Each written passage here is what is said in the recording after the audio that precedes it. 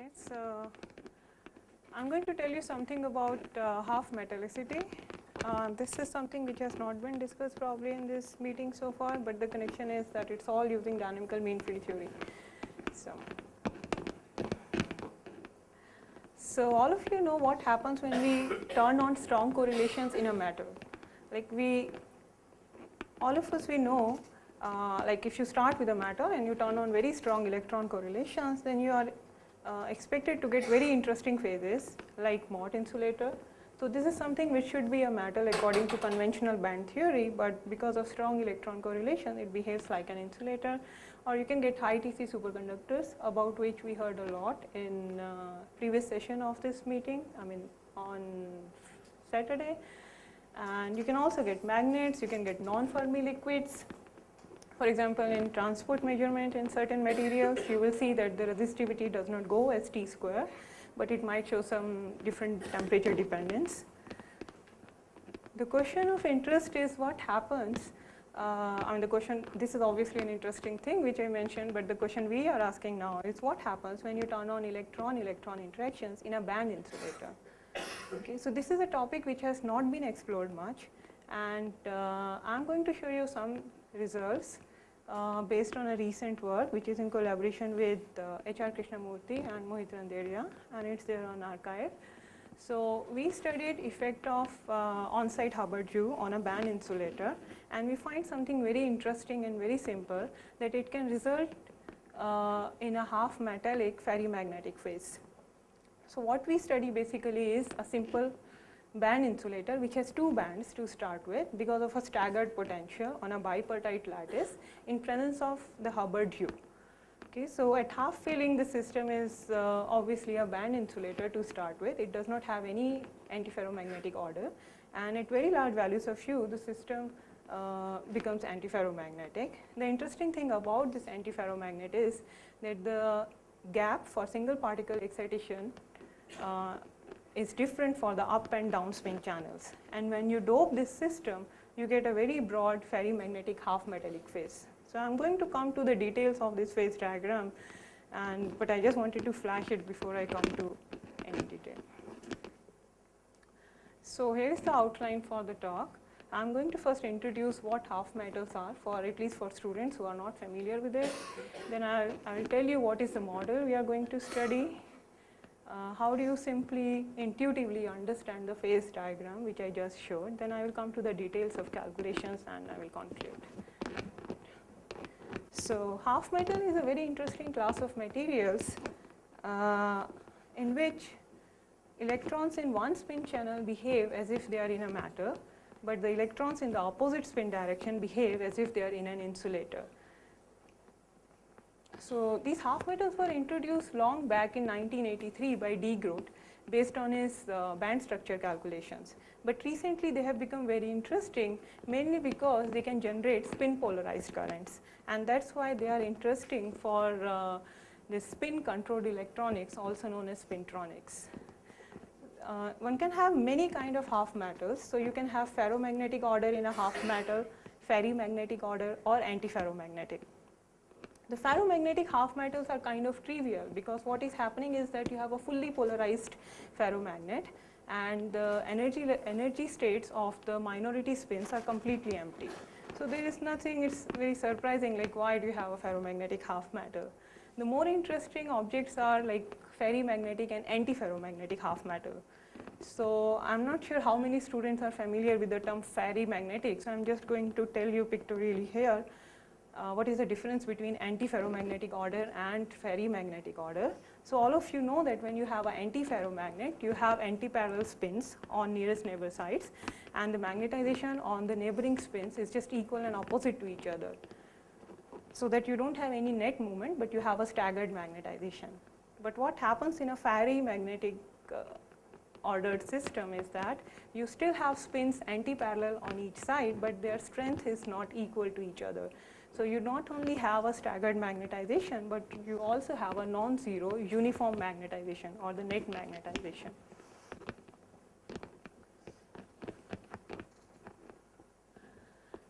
So there have been many theoretical predictions about materials which can show half metallicity. So for example, in Heusler and semi-Heusler alloys, which was popularized mainly by de Groot and all, then in double perovskites, which was started by Piquet, and transition metal oxides with cation vacancy only on one sublattice, then hole doped perovskites and iron pnictides, and there is a huge list of materials where half metallicity has been predicted mainly on the basis of density functional theory calculations so far. But if you look at this list a little bit more carefully, then you will see that, for example, in first two cases, most of the materials have localized spins as well as itinerant spins. So it is very different from the system I am going to talk about. Or you have the original material is a doped Mott insulator to start with. So if you switch off the electron-electron interactions, this material will be metallic rather than being a band insulator. So what I am going to show you is like how can you get a half metallic phase by doping a correlated band insulator is something quite distinct from the mechanism you see in all these existing predictions and well-known materials. So with this background, let me introduce the simple model which we use. So it's a tight binding model on a bipartite lattice. For example, it can be a square lattice or a honeycomb lattice. And electrons are hopping around from one side to the neighboring side. There is a staggered potential delta which doubles the unit cell. Then you have the on-site Hubbard U, and there is a chemical potential which decides the average particle density in the system. So let's look at different limits of this model. So this is basically the Hubbard model with an extra staggered potential term, and in this model is also known as the ionic Hubbard model in the literature. So if you look at U equal to 0 limit, then the dispersion is simply epsilon k square plus delta square. So you have two bands which are separated by a gap of 2 delta. If you look at this system at half filling at t equal to 0, then energetically it will be favorable to put all the particles on the B sublattice, and there won't be any particles on the A sublattice. So it will be a simple band insulator. And if you go away, when you turn on the hopping amplitude, then to gain from the kinetic energy, the particle density won't remain like this, but still there will be a difference in the occupancy of A and B sublattices. So you will have more particles on B sublattice and less number of particles on A sublattice. Now let's fix t equal to 1 and look at the different limits when U is much larger than delta and delta is much larger than U. So when U is much larger than delta, then we obviously expect to get the physics of the Hubbard model back. So at half filling, you expect this system to behave like an antiferromagnetic Mott insulator. And we know that in this phase, this gap in the single particle excitation spectrum for both the up and the down spin is same and is proportional to U. And if delta is much larger than U, then it is a simple band insulator where you are occupying mainly the B sublattice and A sublattice is mainly empty. And there is no magnetic order in this phase. And again, the single particle excitation spectrum has a gap which is same for both the up and down spins, and it is equal to delta. It is proportional to delta. The question of interest is what happens when delta and U are of the same order. So one still expects that because U is going to suppress double occupancy, although delta prefers to have more occupancy on one of the sublattices. So there will be a difference in the occupancy of two sublattices, that's for sure. But the question is what is going to happen to the magnetic order, and so let's consider a simple example where you have only 6 sites in the system. Okay, so in this 6-site system, if delta is of the order of U, you should expect to get some phases like this, where on A sublattices you have lots of holes, and on B sublattices you have lots of doubly occupied sites. So here, for example, you have the occupancy of A sublattice is half, the occupancy of B sublattice is 1.5, 3 by 2.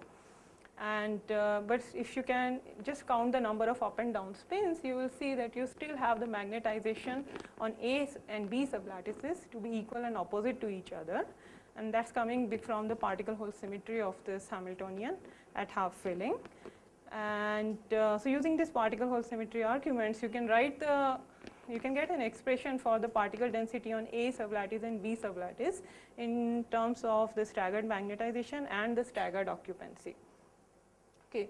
So now, at least at the mean field level, one can easily see that the amount of energy required to add an upspin electron in the system is different from the amount of energy required to add a downspin electron in the system.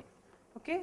So once we believe that the gap in the single particle excitation spectrum for up and down spin channel is different, it's very easy to see intuitively at least why this system should show a half metallic phase when you dope it. So let's assume that the upspin band has a smaller gap as compared to the downspin band. Okay. Now if you dope few holes in the system, what will happen? So energetically it will be favorable to put all the holes in the upspin band, okay, and the downspin band will still remain half filled. So basically what is happening is that the upspin band is now conducting because it is partially filled, and the downspin band is still insulating because it is half filled. So just on the basis of this simple rigid band picture, you can see that by doping a hole in the system which has different gap for the up and down spin channel, one can get a half metallic phase. And similarly, if you start with a band insulator at half filling which has electron-electron correlations, you can see that how upon doping it can give rise to half metallicity. So let's consider this band insulator in presence of some small staggered magnetic field edge. So again, this staggered magnetic field edge will give you different gaps for the up and down spins. And using the same argument, you can see that even if you start with the band insulator, you are expected to get a half metallic phase upon doping. Now since you are putting all the holes in the upspin channel, so the density of the upspin electron is like half minus x, where x is the number of holes, and the density of downspin electron is half. So you generate a net movement in the system which is proportional to the density of holes. And if you have a non-zero electron-electron interaction in this system, self-consistently this uniform magnetization will also generate a staggered magnetization, and at the end one will get a ferrimagnetic half metal.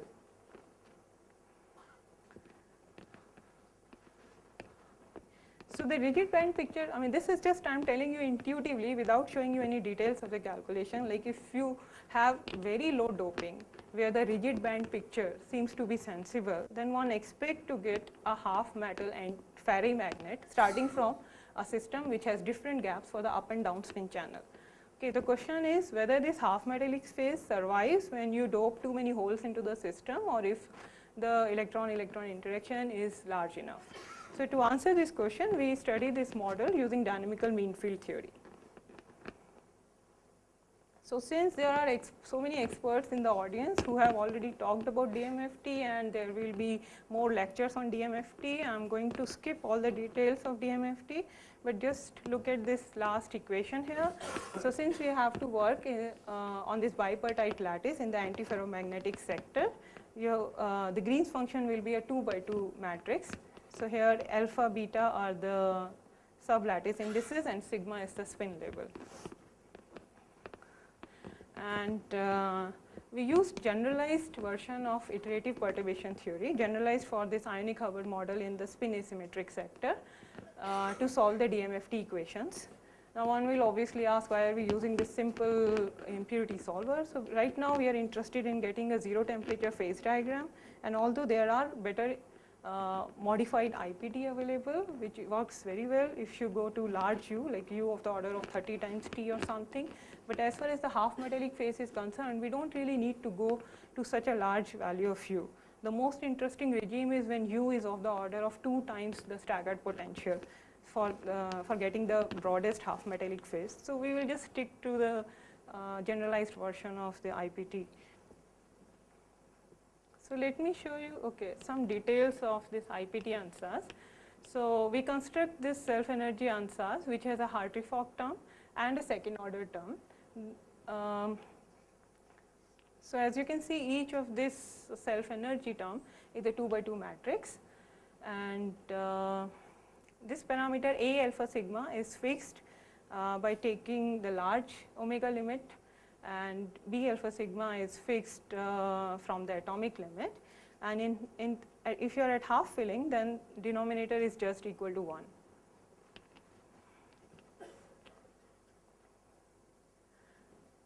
So let me show you some results at 0 temperature for Bethe lattice. So these are the results at half filling. So here I have shown you staggered magnetization for different values of delta as a function of u. So for small value of u, there is no magnetic order in the system. The antiferromagnetic order sets in at a finite value of u. So this is something to be noted, because generally if you have a bipartite like in a square lattice, if you for any small value of u will turn on the antiferromagnetic order, but here because of delta, the antiferromagnetic instability occurs at a finite value of u, and the transition point and the jump in the magnetization, they are both increasing function of the staggered potential. And this is the difference in occupancy of two sublattices. And so since because of a non-zero staggered potential, this object is always non-zero, although the Hubbard U is trying to suppress the double occupancy. This keeps on decreasing monotonically with u and shows a jump at the transition point. So here is a more interesting object, which is the gap in the single particle excitation spectrum for the up and down spins. So as you can see below the transition point, both the gaps are same because there is no magnetic order. At the transition point, there is a jump in the two gaps such that the up spin gap becomes larger than the down spin gap. So for certain value of u, the down spin gaps keep on decreasing and then it starts increasing. So there is a point where the down spin gap becomes 0, but the up spin gap is still non-zero. So already at half filling we have one point where there is system behaves like a half metal antiferromagnet. But the more interesting thing I want to emphasize from this slide is that finally we have an antiferromagnetic phase where the gaps for the up and down spins are different.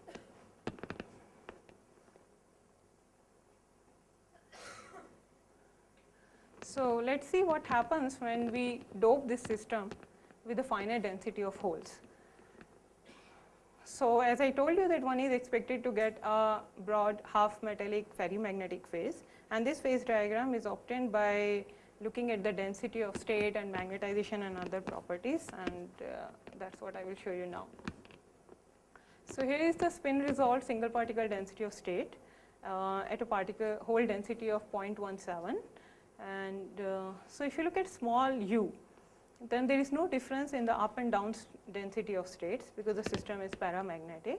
Chemical potential lies below the bottom of the lower band and below inside the lower band for both the spins, and the system is metallic. But once you increase u and u is greater than u1, so if you look at this phase diagram, it has two boundaries, u1 and u2. u1 is the point at fixed hole doping. If you increase u, there is a transition from paramagnetic metal to half metal, and at u2 the half metallicity is lost and the system becomes a paramagnetic metal again. So if u is greater than u1, then you see that the gaps in the two density of states are different. The chemical potential lies inside this downspin band, which is conducting now, but the upspin band is still insulating. And same is true for this value of u, for example. And as you increase u further, then again the magnetic order is lost and the system is a paramagnetic matter. So here I have shown you density of state at the Fermi energy for two different hole densities as a function of u, and you can see clearly, like this is the point which fixes your u1 curve, where the half metallicity sets in, and then there is a point where the density of state for upspin becomes non-zero as well, and the system becomes a metal again. And as you increase doping, this width of the half metallic phase in the u space shrinks, which is consistent with the phase diagram I showed you. So now let's look at the magnetization.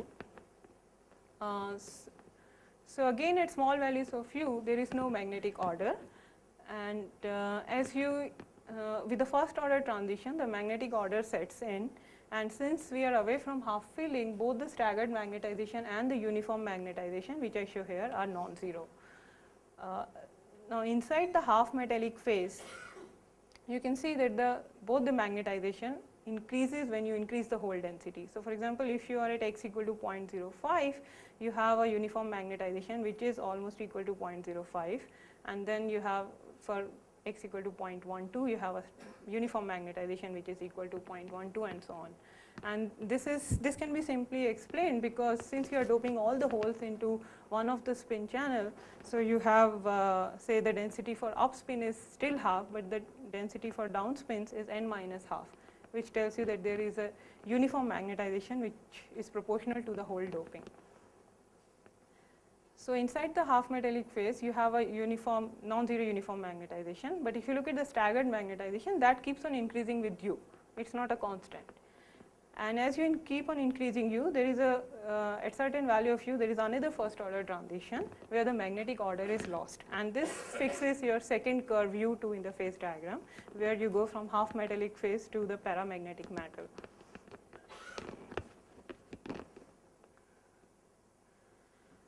So far I have shown you results for only one value of the staggered potential. It will be interesting to see how the half metallic phase broadens or shrinks as you change the staggered potential. So here I have shown you data for two different values of the staggered potential, and as you can see, if for any value of delta, the half metallic phase is broadest in the hole doping regime when u is of the order of 2 delta. So as you reduce delta, the width of the half metallic phase shrinks. So if one is looking for materials where one can have a broad half metallic phase, it will be interesting to look for materials where the staggered potential is large. And it also tells something about the sensitivity of the half metallic phase as a function of external parameters. So for example, if I increase pressure on these materials, although I don't know what are these materials right now, so the dominant change will be to increase the hopping amplitude, and that will simultaneously reduce both u by t and delta by t, and one will have a narrower phase half metallic regime as in the hole doping scale. So another thing is like up to what temperature these half metallic phases will survive.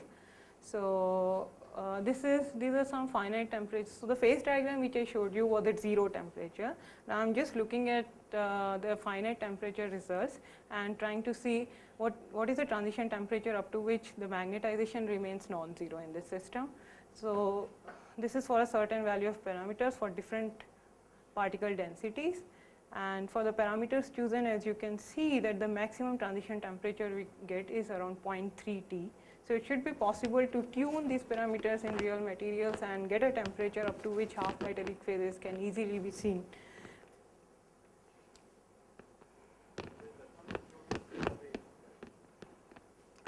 So far the calculation is on Bethe lattice, so I have not included the spin wave correction. But if you go to 2-dimensional 2D square lattice and add look for the spiral spin density wave, still you will see a half metallic phase, although it will be narrower as compared to what you see here. So at the end, let me just compare the phase diagram which we get within DMFT with the phase diagram in simple Hartree-Fock theory. So in Hartree-Fock theory also it is possible to get the half metallic phase, but the problem is once the half metallicity turns on, even if you keep on increasing u, it's never lost, because there are not enough quantum fluctuations in the Hartree-Fock theory, and once the magnetic order is established, it's impossible to kill it. So the Hubbard physics which you expect to come back at very large values of u does not come at all in the Hartree-Fock picture. So the point is Hartree-Fock not only overestimates the tendency to the formation of half metal, but it also gives qualitatively wrong results.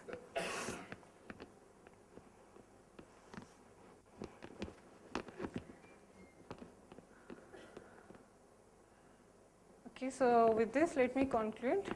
So we have basically found a new mechanism for half metallicity in correlated doped band insulators, and this mechanism is very distinct from what is known in existing proposals for half metallic antiferromagnets and ferrimagnets. So far there have been some new theoretical proposals, but they are also very fine tuned in the sense that they exist. For example, there are some proposals for graphene at 3/8 or 5/8 filling, or in triangular lattice at 3/4 filling, or in presence of some electric field in bilayer graphene. So they are all very fine tuned, but what we see in this correlated band insulator is that if you dope it and you have electron-electron interaction, then in a broad range of electron interactions and hole doping, you see a half metallicity.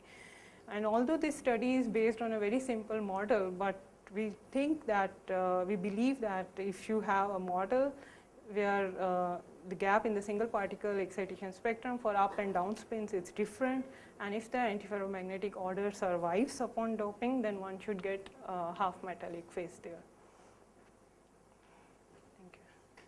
Thank you. Now, time for questions, comments. Thank you. So, can I ask about your upper point about you distinguish your half metal from other kinds which have local moments and itinerant electrons, right? Because it seemed to me that one way to think about your results is you have one sublattice with a lower energy, so you have an electron which just stays there. And then you have the other sublattice which has a somewhat higher energy, so that's where the holes come out of, right?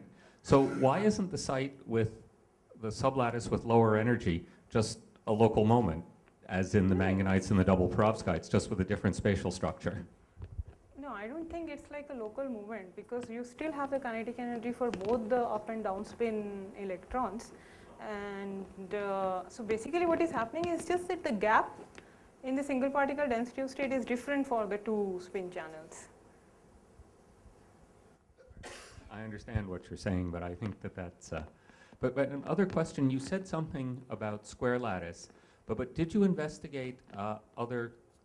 Can you say a little more about spiral states and related structures? Yes, so far we have looked at the 2D square lattice only within Hartree-Fock. The DMFT has not been done yet, but what we see is that the antiferromagnetic order does not get killed immediately as you turn on doping. It survives for a finite doping, and then you see the spiral order is getting picked up. So within that doping range up to which the antiferromagnetic order survives, one is supposed to get a half metallic phase, even on a 2D square lattice. It's just that the range in doping will be narrower, because after certain doping, the spiral order will pick up.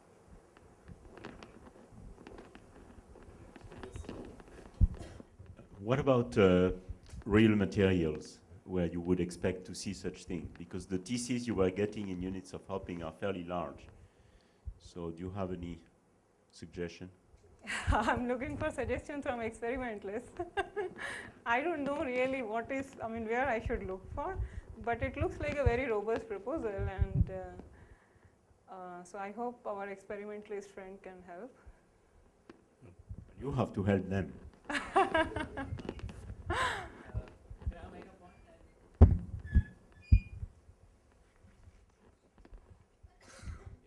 I think what you need are basically lattices with bases of atoms where different, like if you take antiferromagnetic type of systems, the two atoms are an inequivalent thing, so that there's some effective local potential difference between the two, and that's the one that's likely to promote it. But yeah, we are kind of looking at materials and okay. And I had another comment, I guess, about what Andy said. I guess in principle, like a filled band of downspins, you can think of as a Slater determinant of localized wave functions. So I guess in that sense, you're right in saying that they can be thought of as completely localized. I don't know whether that's what you had in mind, yeah. No, but my point was that the magnetic order is not coming because the electrons in your system are interacting with some localized spins. The magnetic order is coming because of the electron-electron interaction. We'll have one quick comment by Arindam, our experimental colleague.